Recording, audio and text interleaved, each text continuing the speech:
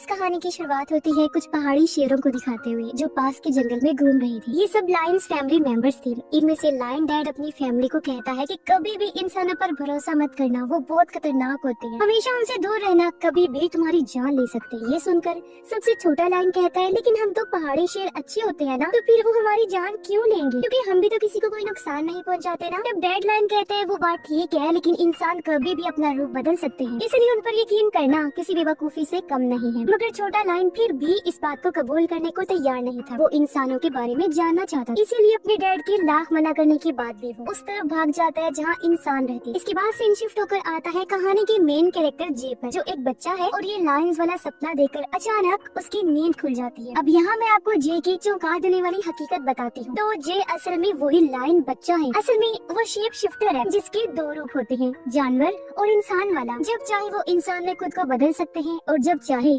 अपने असली जानवर वाले रूप में आ सकते हैं। अब जे को क्योंकि इंसानों के बारे में जानना था, इसीलिए वो इंसानों वाला रूप अपना कर इंसानों के साथ ही रहने लगा और तभी से वो अपनी फैमिली से अलग हो गया। उसे तो अब पता भी नहीं है कि उसके लायन मॉम डैड रहते कहाँ हैं। ये जब इंसानी रूप में यहाँ आया तो इस फैमिली ने उसे अकेला समझकर गोद ले लिया। सालों से वो यहाँ पर रह रहा है, इसीलिए वो अपने लायन वाले रूप में नहीं आया। उसे तो अब ये लगने लगा था जैसे मैं अपनी लायन बनने वाली ताकत को खो रहा। जे अब इस फैमिली के साथ बैठकर नाश्ता कर रहा होता है। वो लोग जे को बहुत प्यार करते हैं, कभी उसे सुतेला महसूस नहीं होने देते। फैमिली में मॉम डैड और दो बहन भाई हैं। सब इस बात से अनजान है कि हमारे साथ इंसानी रूप में एक लायन रह रहा है। तभी न्यूज में बताया जाता है कि अचानक बहुत सारे परिंदों ने प्लेन पर हमला कर दिया, जिससे प्लेन बेकाबू हो गया और इमरजेंसी लैंडिंग करवानी पड़ी। किसी की जान तो नहीं गई, लेकिन बहुत नुकसान हुआ। अब ऐसा कोई पहली बार नहीं हुआ था, बल्कि पहले भी कई बार जानवरों और परिंदों ने मिलकर इंसानों पर हमले किए। ऐसा लग रहा है जैसे उन्होंने ग्रुप बना लिया है इंसानों को परेशान करने के लिए। अब इसके पीछे जो भी वजह थी, साइंटिस्ट इस पर रिसर्च कर रहे थे। तब ये न्यूज देखकर जे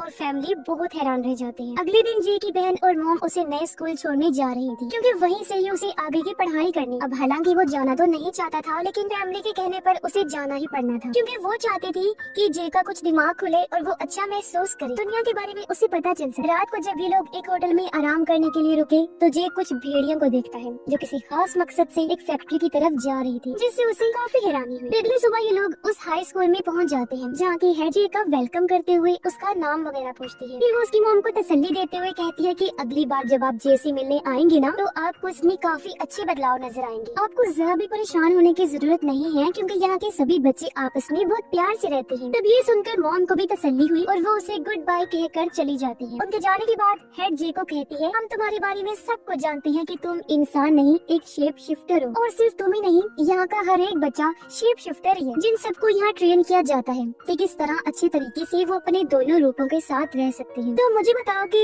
तुम कौन से वाले जानवर हो। अब ये सुनकर तो जे हैरान रह जाता है कि इनको तो पता है, इसीलिए वो बता देता है कि मैं पहाड़ी लायन हूँ। जो सुनकर हेड एकदम हैरान रह गई। उसे खुशी भी हो रही थी क्योंकि आज पहली बार उनके स्कूल में एक शेर आया था, इसीलिए वो जे को कहती है कि सब तुम्हें काफी पसंद करेंगे, और उसे वो बाकी बच्चों से मिलवाती है। सभी काफी अच्छे से उसे मिलते हैं, सिवाय एक बच्चे जेफरी के, जो एक भेड़िया था। वो गुस्से में आ जाता है, जे से काफी सख्ती से पेश आता है, कहता है कि आखिर यहाँ एक शेर क्या कर रहा है, क्योंकि भेड़िया होने की वजह से पहले वो यहाँ राज करता था, पर अब क्योंकि एक लायन आ गया है और शेर तो जानवरों का राजा होता है, तो उसे डर था कि कहीं मेरी जगह मुझसे छीन ना जाए। जेफरी जे से लड़ने लगा, पर बाकी सब उनकी लड़ाई छुड़वा देते हैं। अब हेड जे को एक आदमी एंड्रयू से मिलवाती है, जो भी असल में इस स्कूल का मालिक था और दुनिया भर से शेप शिफ्टर्स को यही यहाँ पर बुलवाता, क्योंकि वो खुद भी एक शेप शिफ्टर था, वो भी लायन था। इसलिए जे को यहाँ देखकर सबसे ज्यादा खुशी उसी को होती है। वो जे से पूछता है कि क्या तुम जानते हो कि तुम्हारे असली मॉम डैड कहाँ रहते हैं, और कैसे तुम अपनी लायन फैमिली को छोड़कर इंसानों के साथ रहने लगे हो, वो भी इतने सालों से। तब जे बताता है कि कुछ साल पहले जब मैं छोटा था तो अपने डैड के मना करने के बावजूद भी मैं वहाँ से भाग गया और इंसानों के साथ रहने लगा। तभी से मुझे नहीं पता कि मेरी फैमिली कहाँ रहती है, और ना ही मैं उस दिन के बाद खुद को लायन वाले रूप में धार पाया हूँ। मुझे तो लगता है जैसे मैंने अपनी लायन बनने वाली ताकत को खो दिया है। तब एंड्रयू से कहते हैं, इसीलिए तो हमने तुम्हें यहाँ बुलवाया है, ताकि तुम अपनी ताकत का सामना करके उसे समझ पाओ, और देखना फिर तुम कितने बेहतर बन जाओगे। हेड जे को उसका कमरा दिखाती है जहाँ वो रहने वाला था। जे अपने रूममेट से मिलता है जो प्यारी सी गुलहरी थी। हमें पता चलता है कि यहाँ शिकार करने वाले खतरनाक और शिकार होने वाले मासूम जानवर सब एक साथ रहते हैं। किसी को भी लड़ाई करने की इजाजत नहीं, क्योंकि लड़ाई करने के लिए सिर्फ क्लास थी, इसलिए सब जानवर बहुत अच्छे से रहते थे। अब जे की क्लासमेट गुलहरी लड़की, जिसकी उसके साथ दोस्ती हो गई थी, वो जे को क्लास में जा रही थी जो जंगल में थी, क्योंकि इनकी क्लास का टाइम हो चुका था। तभी इनके साथ गुलहरी लड़की की दोस्त भी शामिल हो जाती है जो एल्क थी, वो जानवर जिसके सर पर बहुत सारे सींग होते हैं। सब बच्चे जब क्लास में आते हैं तो इनका टीचर इनके जानवर बनने वाली ताकत पर कंट्रोल करना सिखाता है। जब उसे पता चला कि जे न्यू स्टूडेंट है तो उसी से शुरुआत करता है। वो जे को कहता है कि चलो जे, सबको दिखा दो कि तुम क्या हो और अपने जानवर वाले रूप में आ जाओ। अब जे लायन बनने की कोशिश तो करता है, लेकिन इतने सालों से जानवर ना बनने की वजह से वो ऐसा नहीं कर पाता। तब हेड उसे आकर कहती है कि आंखें बंद करो और सोचो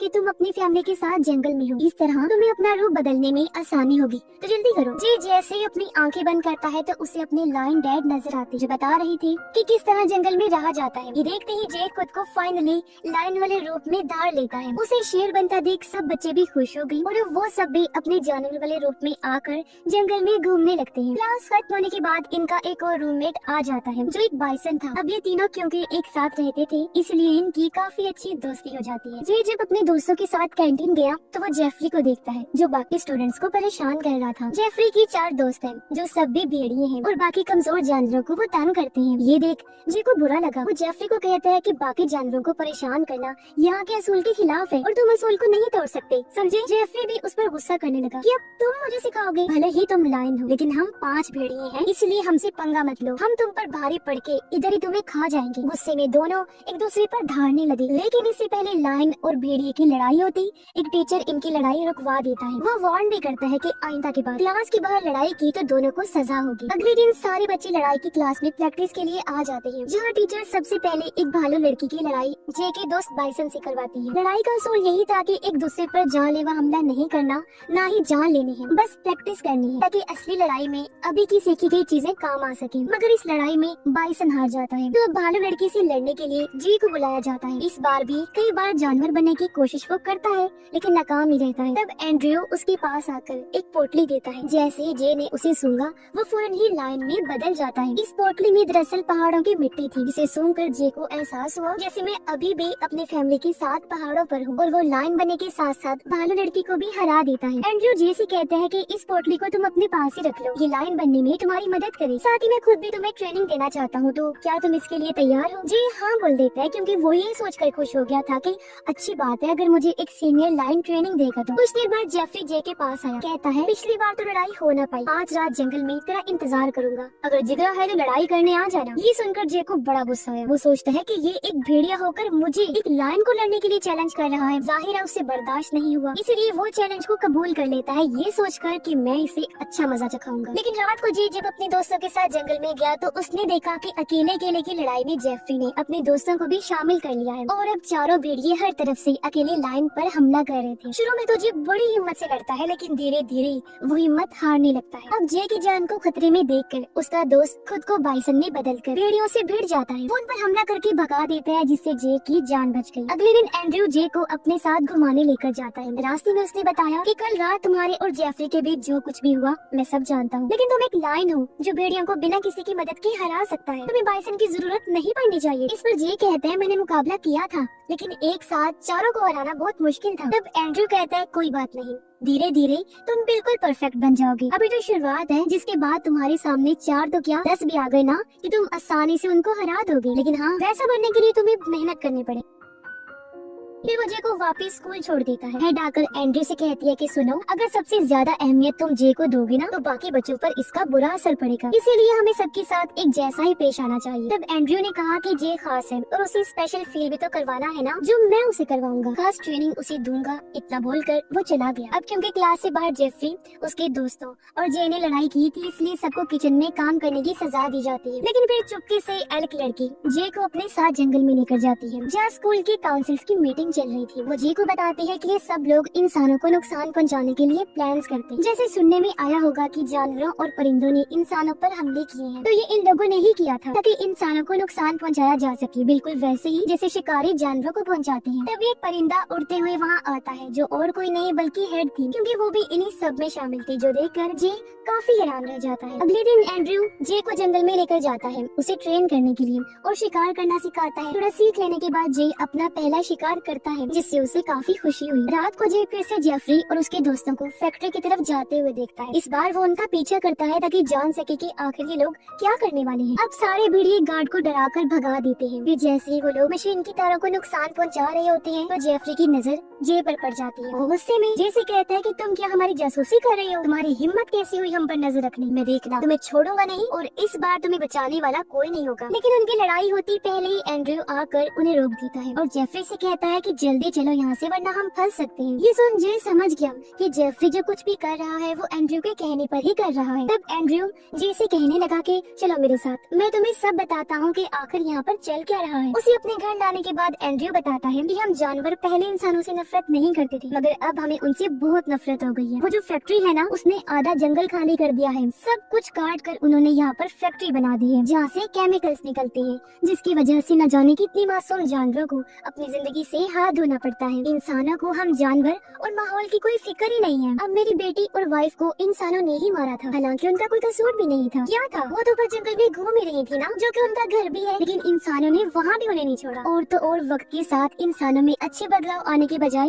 वो तो और बुरे होते जा रहे हैं। अब तो वो पहले से ज्यादा जंगलों को तबाह करते हैं और जानवरों को मारते हैं। ये देखते हुए हमने अपनी एक टीम बनाई है जिनका मकसद इंसानों को तकलीफ देना है ताकि वो अपनी ही जगह पर चैन से न रह सके, जैसे वो जंगलों में जानवरों को नहीं रहने देती जो हमारी जगह है। इसी मिशन के लिए ही मैंने तुम्हें यहाँ बुलवाया है क्योंकि तुम बहुत खास हो और मुझे यकीन है कि तुम हमारा साथ जरूर दोगी। फिर हम इंसानों को दिखा देंगे कि हम क्या हैं और उनकी क्या औकात। अब ये सुनकर जे एकदम हैरान रह गया। वो फौरन जवाब नहीं देता बल्कि कहता है कि मुझे थोड़ा टाइम चाहिए कि क्या मुझे तुम्हारी मदद करनी चाहिए या नहीं। एंड्रयू ने भी कह दिया कि ठीक है लेकिन जल्दी जवाब देना, एक बहुत बड़ा मिशन करीब है, इसमें हमें तुम्हारी मदद चाहिए। अगले दिन जे जब अपने दोस्तों के साथ रेस लगा रहा था तो बाइसन रोड पर चल रही एक गाड़ी से जाकर टकरा जाता है। खुशकिस्मती से किसी की जान नहीं जाती। पता चला कि ये गाड़ी जे की फैमिली की है जिससे मिलने आई थी। उन्होंने अंदाजा लगा लिया था कि जे यहाँ पर बहुत खुश है। वो जे से कहते हैं कि सैटरडे को हम हाइकिंग के लिए जा रहे हैं तो तुम भी आ जाना, बहुत एंजॉय करेंगे, जिसके लिए वो मान गया। उनके जाने के बाद उसे एंड्रयू की कॉल आई जो कहता है हाँ फिर क्या सोचा बता दो, क्योंकि सैटरडे को हम उसी मिशन के लिए जाने वाले हैं, तो क्या तुम दे रही हो हमारा साथ? जे ये कहते हुए मना कर देता है कि देखो मैं नहीं आ रहा क्योंकि मैंने अपनी फैमिली के साथ जाने का प्लान बना लिया है। ये सुन एंड्रयू को बड़ा गुस्सा आया। वो कहता है पहले तुम ये सोच लो कि तुम इंसानों के साथ हो या जानवरों के। इतना कहकर उसने फोन काट दिया। इसे जे को भी बड़ा गुस्सा आया कि आखिर क्यों एंड्रयू ने मुझसे इस लहजे में बात की। इसी गुस्से में आकर वो जितना दूर हो सके उतना ही जंगल में भाग जाता है। थोड़ा आराम करने के लिए जब वो एक जगह पर रुका तो वहाँ कुछ शिकारी आ गए जो ड्रोन की मदद से जे को देख लेते हैं और उसे मारने के लिए कुत्ते छोड़ देते हैं क्योंकि उनका प्लान था कि ऐसा करने के बाद हम जे को अपने साथ ले जाएंगे। लेकिन इतने में वहाँ एक कौवा आ जाता है जो भी दरअसल शेप शिफ्टर था और उसे स्कूल की स्टूडेंट होती है। वो सबसे पहले ड्रोन तोड़ती है, फिर जे की मदद करते हुए उसे स्कूल की तरफ ले जाने लगती है। लेकिन जब जे थक गया तो आराम करने के लिए वो एक जगह पर बैठ जाता है, लेकिन तभी वो शिकारी कुत्ते यहाँ आ जाते हैं। पर इससे पहले वो जे पर हमला करती वो इंसानी रूप में आ गया। जो चीज तो कुत्ते भी देखते ही देखते रह गए कि आखिर ये क्या हुआ। एंड्रयू जे के पास आकर कहने लगा कि मैंने तुम्हारी लायन फैमिली को ढूंढने की कोशिश की थी, मुझे पता चला है कि उन सबको भी शिकारियों ने मार दिया है, तो क्या तुम अब भी इंसानों की मदद करोगे जिन्होंने तुमसे तुम्हारे अपनों को छीन लिया? अब तो तुम दोगे ना हमारा साथ? अब ये सुनकर जे को बहुत दुख हुआ कि मैं अब कभी अपनी फैमिली से नहीं मिल पाऊंगा। इसी गुस्से में आकर वो जे का साथ देने के लिए मान जाता है, जिसके बाद एंड्रयू अपनी पूरी टीम को समझाता है कि किसे क्या काम करना है। सबसे पहले उन्होंने गार्ड्स को डराकर भगाना है, फिर बड़ी बड़ी मशीन्स को तबाह करना है, जिसके बाद फैक्ट्री में शॉर्ट सर्किट करके धमाका करना है। इसके लिए बाकी सब तो मान गए, लेकिन जे एंड्रयू को कहता है कि ठीक है, इंसानों को सबक सिखाने के लिए उनकी चीजों को बर्बाद तो करना है, लेकिन इसमें किसी भी इंसान की जान नहीं जानी चाहिए, ये मेरी शर्त है। एंड्रयू भी मान गया कि किसी की भी जान नहीं ली जाएगी, बस इंसानों की चीजों की बर्बादी होगी। अब प्लान के शुरू होने से पहले जे के घर वाले फोन करते हैं कि तुम नहीं आ रहे बेटा, हम लोग तो हाइकिंग के लिए जा रहे हैं। जे कहता है कि माफ कीजिएगा लेकिन इस बार मैं नहीं आ पाऊंगा, आप लोग जाएं, एंजॉय करें, मुझे जरूरी काम करना पड़ गया है। जिसके बाद वो एंड्रयू और बाकियों के साथ फैक्ट्री की तरफ निकल पड़ता है। एंड्रयू और उसकी टीम फैक्ट्री के ऊपर बनी पहाड़ी पर आ जाते हैं जहाँ उन्होंने बड़ी बड़ी लकड़ियों को रखा हुआ था ताकि ये सारी लकड़ियाँ नीचे फेंककर मशीन्स को बर्बाद किया जाए। लेकिन प्लान शुरू करने से पहले ही जे की नजर नीचे जाती है जहाँ ही उसकी फैमिली हाइकिंग करने के लिए आई हुई थी। इस जगह पर भी लकड़ियाँ गिरने वाली थी। जे समझ जाता है कि इस तरह तो मेरी पूरी फैमिली का मरना पक्का है। वो घबरा गया, सबसे कहता है कि रुक जाओ,